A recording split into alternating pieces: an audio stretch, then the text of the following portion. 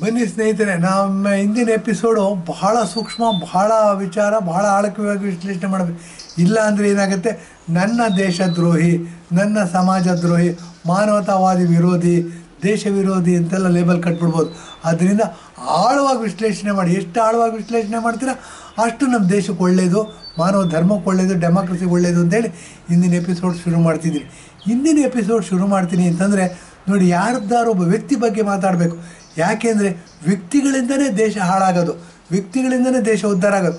ಹಾಗೆ ನಮ್ಮ ದೇಶವನ್ನು ಉದ್ಧಾರ ಮಾಡಿರೋರು, ನಮ್ಮ ದೇಶವನ್ನು ಹಾಳು ಮಾಡಿರೋರು ಅಂತ ವಿಶ್ಲೇಷಣೆ ಮಾಡ್ತಾ ಹೋದರೆ ಮೊಟ್ಟ ಮೊದಲನೇದಾಗಿ ಪಿತಾಮಹ ಅಂತ ಹೇಳ್ತೀವಿ. ಪಿತಾಮಹ ಮಹಾತ್ಮ ಗಾಂಧಿ.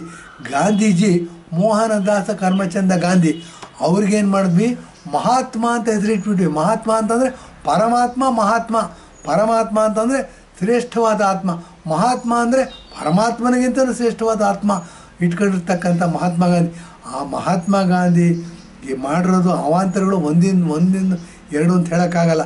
ಬನ್ನಿ, ಮಹಾತ್ಮ ಗಾಂಧಿ ಅವಾಂತರಗಳು ಏನು ಅಂತ ಹೇಳಬೇಕು ಅಂತಂದರೆ ಒಂದೊಂದೇ ವಿಷಯಗಳನ್ನ ಹೇಳ್ತಾ ಹೋಗ್ತೀವಿ.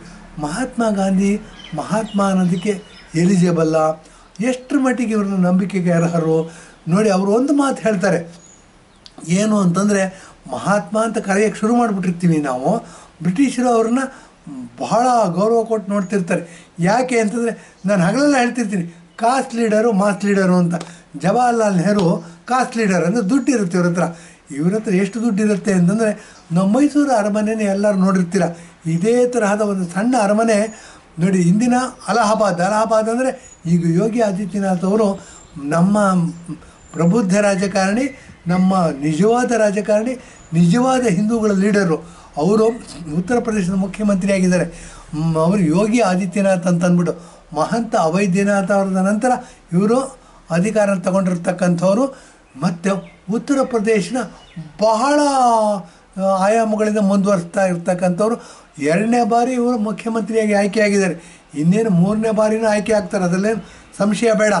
ಮತ್ತು ಇವರು ಜಾತಿ ಬಹುಮತ ತಗೊಂಡು ಆಯ್ಕೆ ಆಗ್ತಿದ್ದಾರೆ. ಇವ್ರ ವಿರುದ್ಧ ನಿಂತಿರೋರು ಏನಾದರೂ ಒಂದು ಅಖಿಲೇಶ್ ಯಾದವ್, ಒಂದು ಮಾಯಾವತಿಯವರು ನೆಲ ಕಚ್ಚೋಗ್ಬಿಟ್ರು. ಆ ಬಹುಜನ ಸಮಾಜವಾದಿ ಪಕ್ಷ ಅನ್ನೋದು ಮತ್ತೆ ಮೇಲಕ್ಕೆ ಹೇಳೋಕ್ಕಾಗೋದಿಲ್ಲ, ಅಷ್ಟು ನೆಲ ಕಚ್ಚೋಗಿದೆ.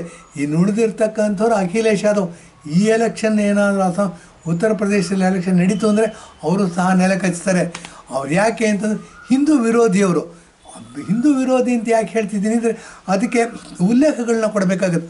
ಉಲ್ಲೇಖಗಳನ್ನ ಕೊಡಬೇಕು ಅಂತಂದರೆ ನೋಡಿ, ಅಯೋಧ್ಯೆಯಲ್ಲಿ ರಾಮ ಮಂದಿರ ಆಗಬೇಕು, ಗಾಂಧೀಜಿಯವ್ರು ಕನಸು ಕಂಡಂಥ ರಾಜ್ಯ ಇದು, ರಾಮರಾಜ್ಯ ಆಗಬೇಕು ಅಂತ ಅಂದ್ಬಿಟ್ಟು. ಹಾಗೇನಾಗುತ್ತೆ, ರಾಮರಾಜ್ಯ ಮಾಡಬೇಕು ಅಂತ ಹೊರಟಾಗ ನೋಡಿ, ರಾಮ ಮಂದಿರನೇ ಇರಲಿಲ್ಲ ರೀ, ಟೆಂಟಲ್ಲಿ ಕೂರಿಸ್ಬಿಟ್ಟಿದ್ವಿ ಅವ್ರನ್ನ. ರಾಜೀವ್ ಗಾಂಧಿಯವರು, ಕಾಂಗ್ರೆಸ್ ಸರ್ಕಾರದವ್ರು ಏನು ಮಾಡಿದರು, ಟೆಂಟಲ್ಲಿ ಕೂರಿಸ್ಬಿಟ್ಟಿದ್ರು. ಆ ಥರ ಟೆಂಟಲ್ಲಿ ಕೂರಿಸ್ತಕ್ಕಂಥ ರಾಮ ಮಂದಿರವನ್ನು ನಾನು ಸಹ ಅನೇಕ ವರ್ಷಗಳಿಂದ ಹೋಗಿ ನೋಡ್ಕೊಂಬಂದೆ. ಗೂಗಲಲ್ಲಿ MP ಉದಯನಾರಾಯಣ ಅವರ ಅಯೋಧ್ಯೆ ಫೋಟೋಸ್ ಅಂತ ಕೇಳಿದ್ರೆ ಸಿಗುತ್ತೆ. ಅವ್ರು ಹುಡುಕಿ ಹಾಕೋದಕ್ಕೆ ಸ್ವಲ್ಪ ಟೈಮ್ ತಗೋತಾರೆ. 1 ದಿವಸ ಆಗ್ಬೋದು, 2 ದಿವಸ ಆಗ್ಬೋದು, ಅಥವಾ 1 ಗಂಟೆ ಆಗ್ಬೋದು, ಸಿಗುತ್ತೆ ನಿಮಗೆ. ಅಯೋಧ್ಯೆ ಫೋಟೋಗಳನ್ನ ನೋಡಬೇಕು ನೀವು.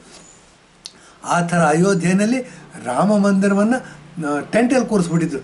ಈ ಮಹಾತ್ಮ ಗಾಂಧಿಯವರು ರಾಮರಾಜ್ಯದ ಕನಸು ಕಂಡವರು. ರಾಮನಿಗೆ ಒಂದು ಸ್ವಂತ ಮನೆ ಕಟ್ಕೊಡ್ಬೇಕು, ಸ್ವಂತ ಹೊಸದಾಗಿ ಕಟ್ಕೊಡೋದು ಬೇಕಿಲ್ಲ, ಇದ್ದಿದ್ದಂಥ ರಾಮ ಮಂದಿರವನ್ನು ಹಾಳು ಮಾಡಿದರು.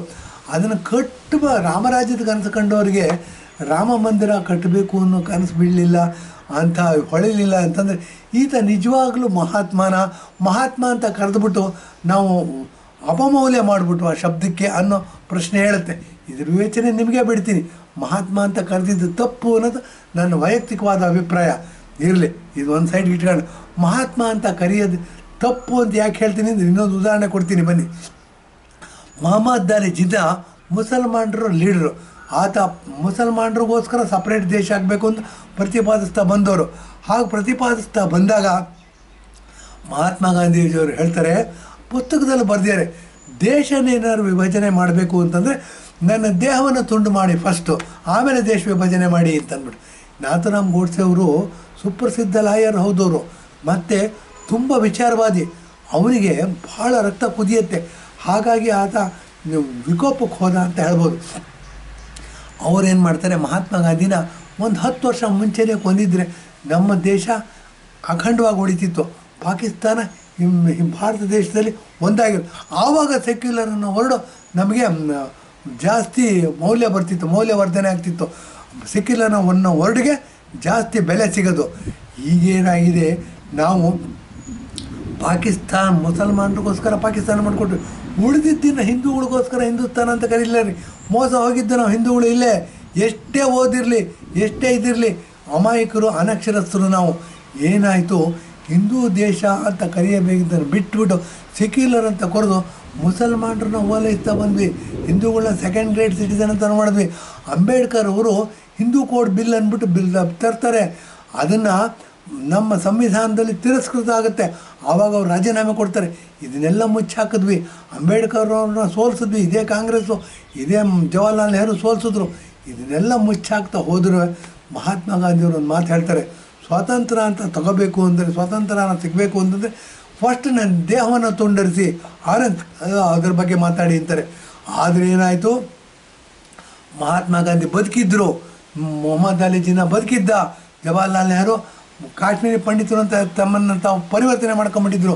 ಗೋಮುಖ ವ್ಯಾಘ್ರಾಗಿ ಪ್ರಧಾನಮಂತ್ರಿ ಆಗಬೇಕು ಅನ್ನೋ ಆಸೆ ಇತ್ತು. ಅದರಿಂದ ಏನು ಮಾಡಿದ್ರು ಅವರು, ನಾನು ಕಾಶ್ಮೀರಿ ಪಂಡಿತರ ಅಂತ ಹೇಳ್ಕೊಂಡ್ರು.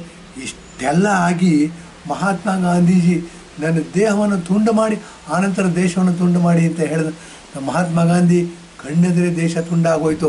ಮುಸಲ್ಮಾನರಿಗೋಸ್ಕರ ಪಾಕಿಸ್ತಾನ ಮಾಡಿಕೊಟ್ಬಿಟ್ವಿ, ಹಿಂದೂಗಳಿಗೋಸ್ಕರ ಹಿಂದೂಸ್ತಾನ ಅಂತ ಕರೀಲಿಲ್ಲ. ಇದೇನಾಯಿತು, ಇದೆಲ್ಲ ನಡೆದಿದ್ದು ಗಾಂಧೀಜಿಯವರ ಬದುಕಿದ್ದಾಗಲೇ. ಗಾಂಧೀಜಿಯವರು ಬದುಕಿದ್ದಾಗಲೇ ನಡೀತು ಅನ್ನೋದಕ್ಕಿಂತ ಗಾಂಧೀಜಿಯವರು ಪದೇ ಪದೇ ಹೇಳ್ತಿದ್ರು, ದೇಶವನ್ನು ತುಂಡು ಮಾಡೋದಕ್ಕಿಂತ ಮುಂಚೆ ನನ್ನ ದೇಹವನ್ನು ತುಂಡು ಮಾಡಿ ಅಂತ ಅಂದ್ಬಿಟ್ಟು. ಇಲ್ಲಿ ಯಾರು ತಪ್ಪು? ಇಷ್ಟಾದರೂ ನಾವು ಮಹಾತ್ಮ ಗಾಂಧಿ ಅಂತ ಕರೆಯೋದು ಎಷ್ಟು ಸೂಕ್ತ ಅಂತ ಹೇಳಿ ಇಂದಿನ ಎಪಿಸೋಡ್ ಮುಗಿಸ್ತಾ ಇದ್ದೀನಿ. ಧನ್ಯವಾದ, ನಮಸ್ಕಾರ.